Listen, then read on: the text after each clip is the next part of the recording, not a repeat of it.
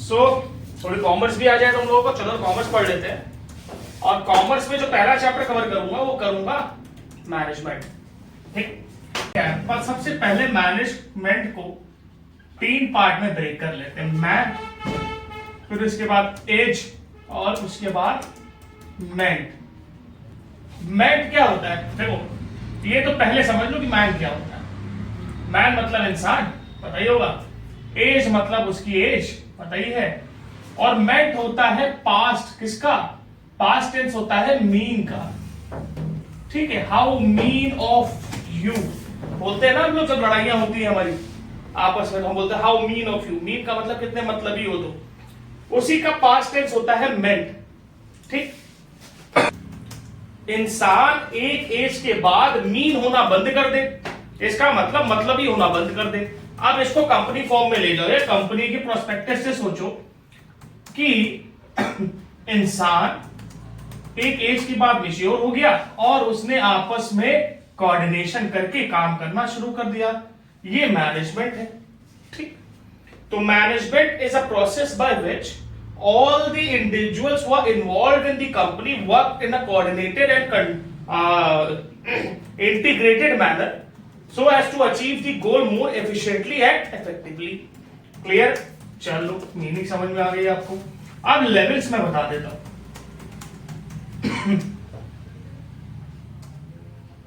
Management देखो, सबसे पहले होता है टॉप लेवल। इसको तो एक ट्रायंगल में बना लो।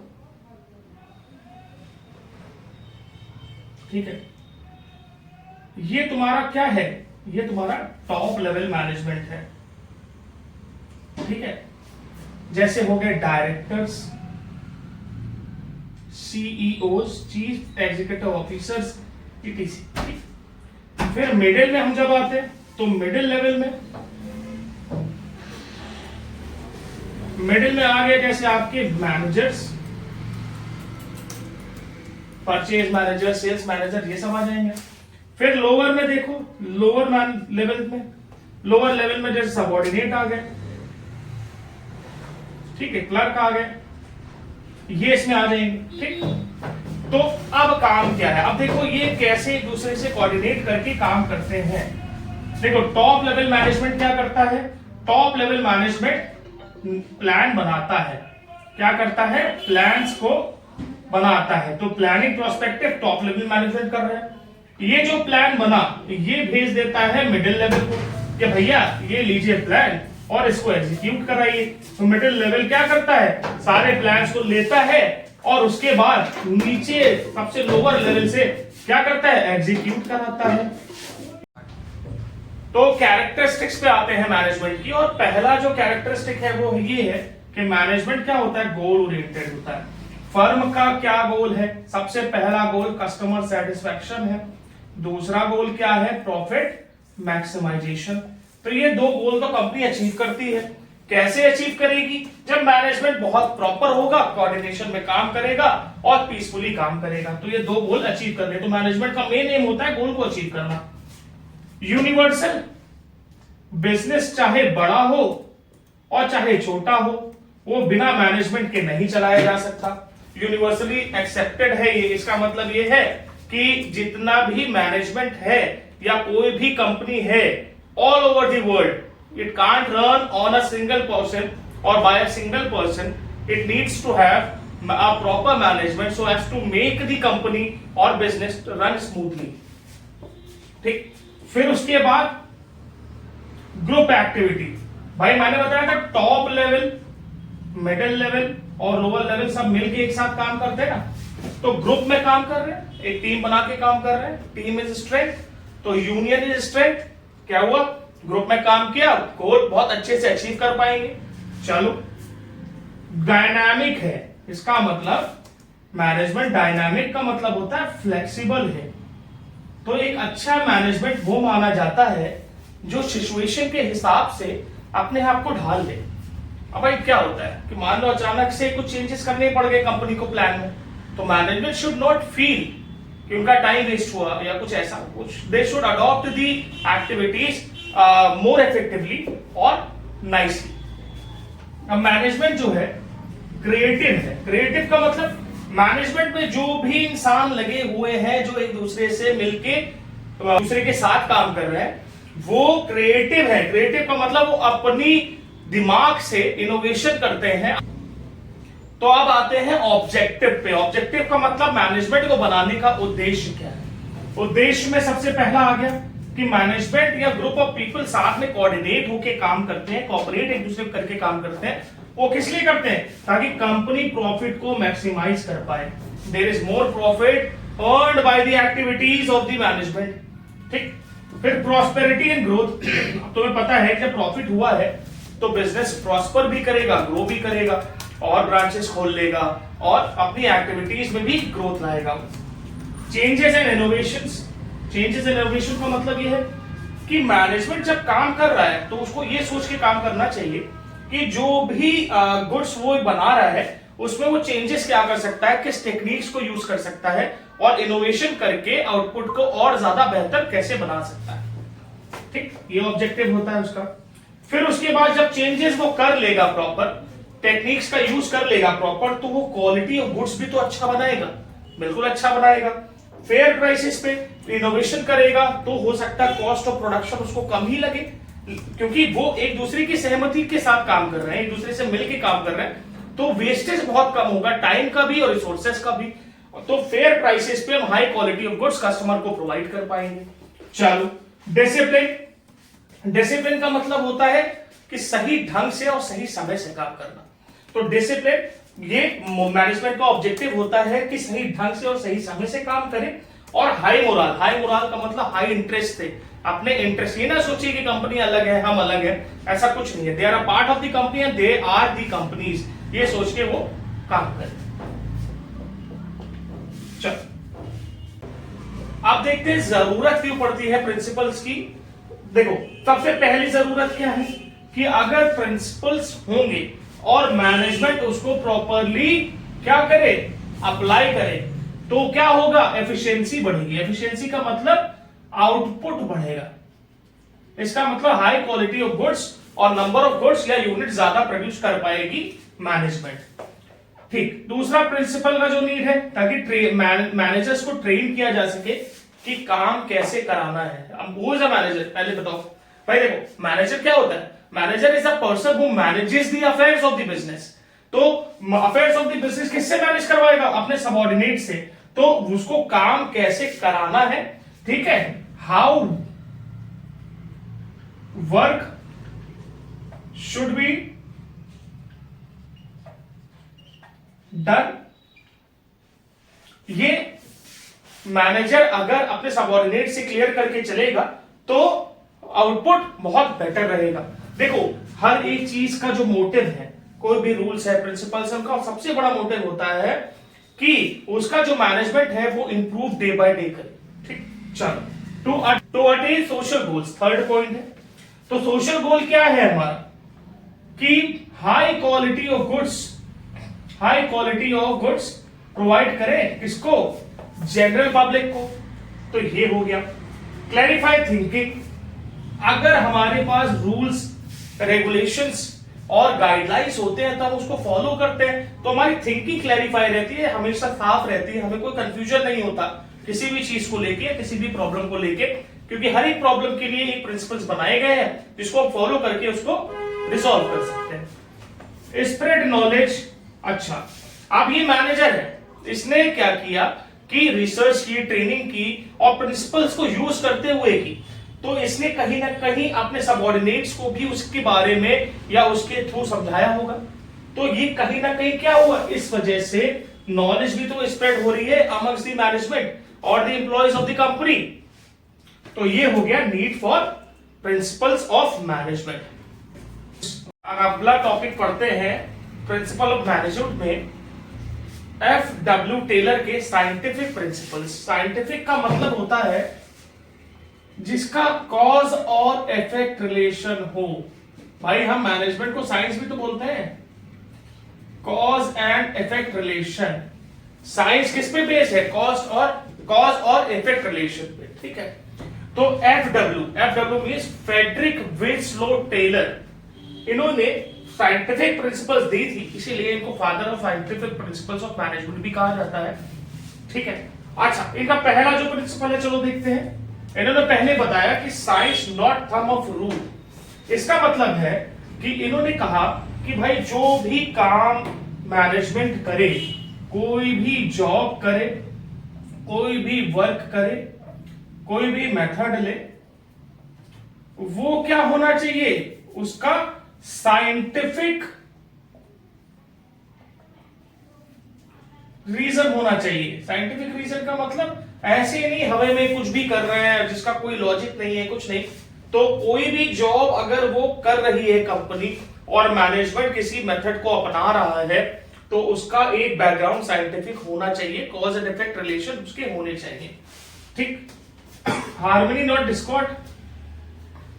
जो मैनेजमेंट है, ठीक है, मैनेजमेंट है वो आपस में पीसफुली काम करे। पीसफुली का मतलब एक दूसरे से मिलकर काम करे, लड़ाई झगड़े ना करे, कोऑपरेट करके काम करे। The employer and the employees should work in a very peaceful environment. और इससे क्या होगा भाई, एनवायरनमेंट पीसफुल रहेगा तो वर्कर क्या होगा, मेंटली उस तरफ नहीं जाएगा कि अनपीसफुल हो जाए, या मेंटली उस तरफ नहीं जाएगा जहां पर उसको लगे कि नहीं वी आर चीटेड। अगर हम एक लीडरशिप क्वालिटी अच्छी रखेंगे एम्प्लॉयज के साथ, मिलजुल के रहेंगे एम्प्लॉयज के साथ, तो क्या होगा, उनका मोराल हाई होगा। और जब मोराल हाई होगा तो वो ज्यादा इंटरेस्ट से हमारे काम करेंगे और आउटपुट भी ज्यादा देंगे। Maximum not restricted output. अच्छा, सबसे ज्यादा कॉन्फ्लिक्शन कहां आता है, सबसे ज्यादा कॉन्फ्लिक्शन कहां आता है, वो आता है सरप्लस में। अच्छा, उसमें होता क्या है, मान लो किसी कंपनी में मैनेजमेंट है, उनको आपस में ये लग रहा है कि उसको ज्यादा मिल रहा है, मुझे कम मिल रहा है, तो equal pay for equal work, जितना वो काम करे और दूसरा सामने वाला भी उतना ही काम कर रहा है, तो उनको भी पेमेंट बराबर होनी चाहिए, इररिस्पेक्टिव ऑफ कलर, सेक्स और कास्ट। तो अगर उनको प्रॉपर पेमेंट उनकी रेम्युनरेशन के तौर पे मिलेगी तो वो क्या करेंगे, वो मोटिवेट होंगे ज्यादा काम करने के लिए, क्योंकि आप वो ज्यादा काम करेंगे तो पेमेंट भी इनको ज्यादा मिलेगी। तो आउटपुट क्या होगा, मैक्सिमम होगा, रिस्ट्रिक्टेड नहीं होगा। ठीक, चलो थर्ड हो गया। अब फोर्थ पे आते हैं, division of work and responsibility. देखो, मैनेजर अकेला तो काम कर सकता है टीम में रहकर, मैनेजमेंट का मतलब ग्रुप ऑफ पर्सन्स, तो काम कर सकते हैं, लेकिन कोई इंडिविजुअल अकेला काम सारा कर सकता नहीं कर सकता। तो जो वर्क है उनको प्रॉपरली साइंटिफिक वे में एक दूसरे को डिवाइड कर देना, ताकि वर्क बर्डन कम हो और सही समय से सही आउटपुट हमें मिल जाए।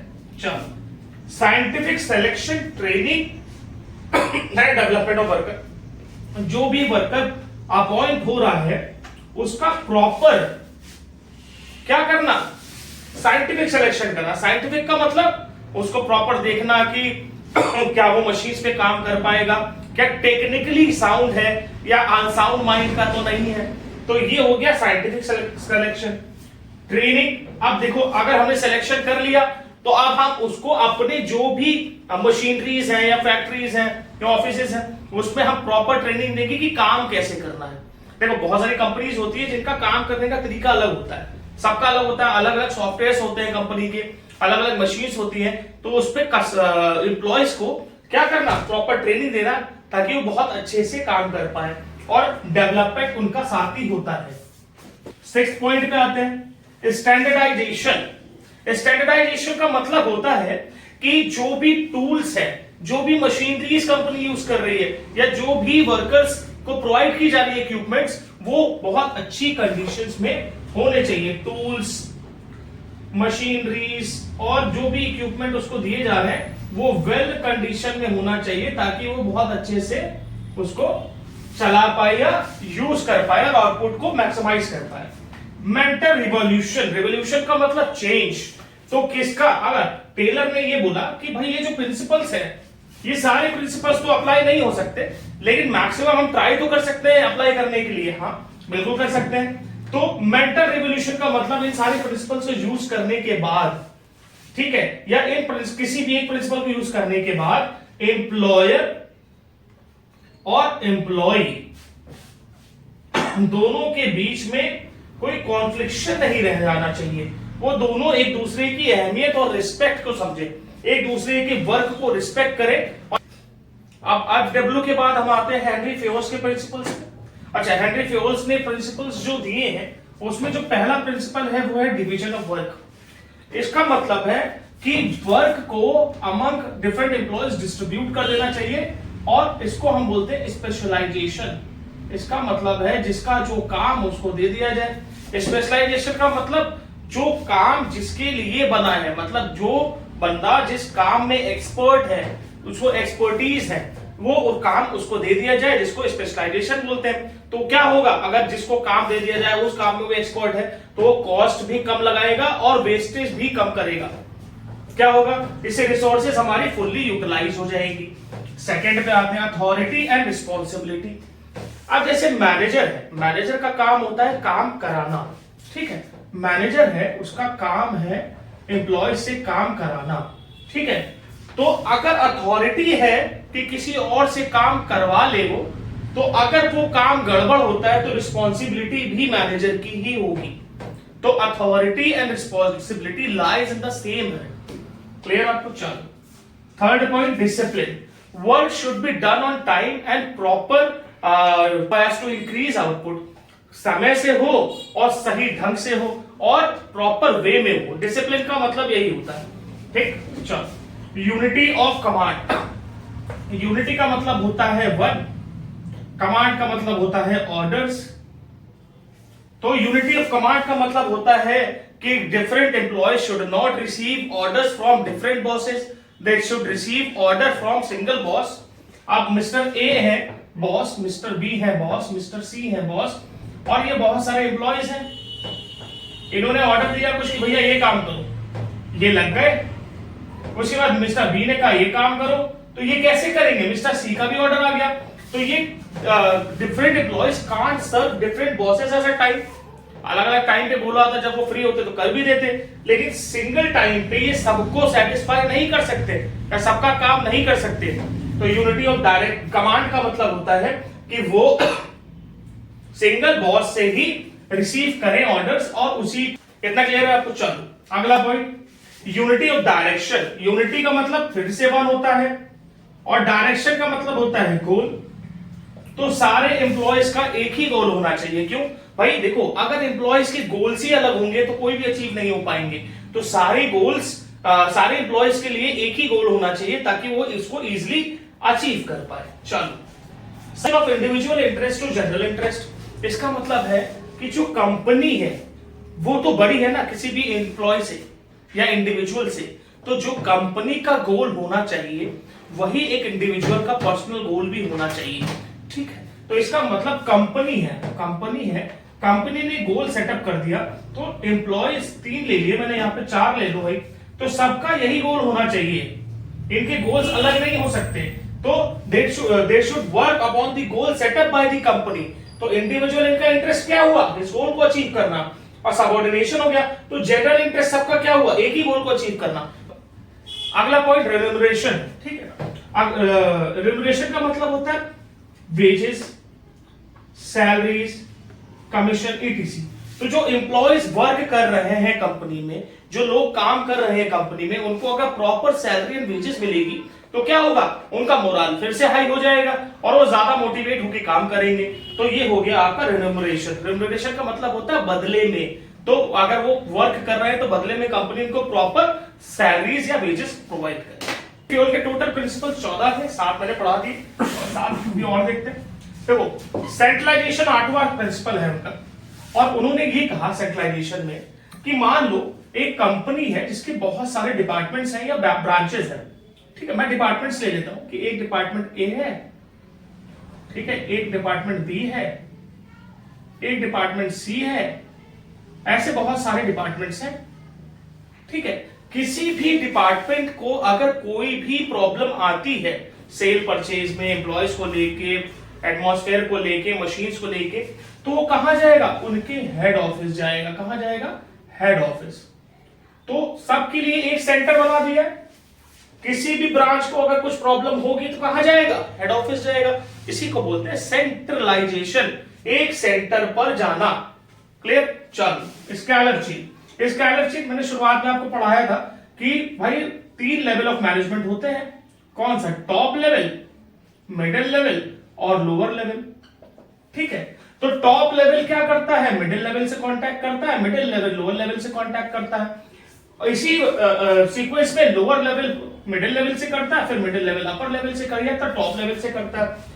तो ये जो चेन है कांटेक्ट करने की, from top level to middle level to lower level and from lower level to middle level to top level, इसी को हम बोलते हैं स्केलर चेन। इसी को हम बोलते हैं स्केलर चेन। अच्छा, अब होता है क्या कई बार कि मिडिल लेवल मान लो कि अवेलेबल नहीं है या इमरजेंसी का समय आ गया है, जिसमें डायरेक्टली क्या हो रहा है कि लोअर लेवल जो है मिडिल लेवल से कांटेक्ट ना करके डायरेक्टली टॉप लेवल को कांटेक्ट कर रहा है। भैया सीक्वेंस तो ये है कि भाई पहले वो मिडिल को करता, लेकिन इमरजेंसी के समय अगर वो डायरेक्टली कांटेक्ट कर लेता है लोअर लेवल टॉप लेवल से, या टॉप लेवल डायरेक्टली कांटेक्ट कर लेता है मिडिल लेवल से लोअर लेवल से, तो क्या होता है? उस प्रोसीजर को या उस प्रोसेस को हम बोलते हैं गैंग प्लैंक।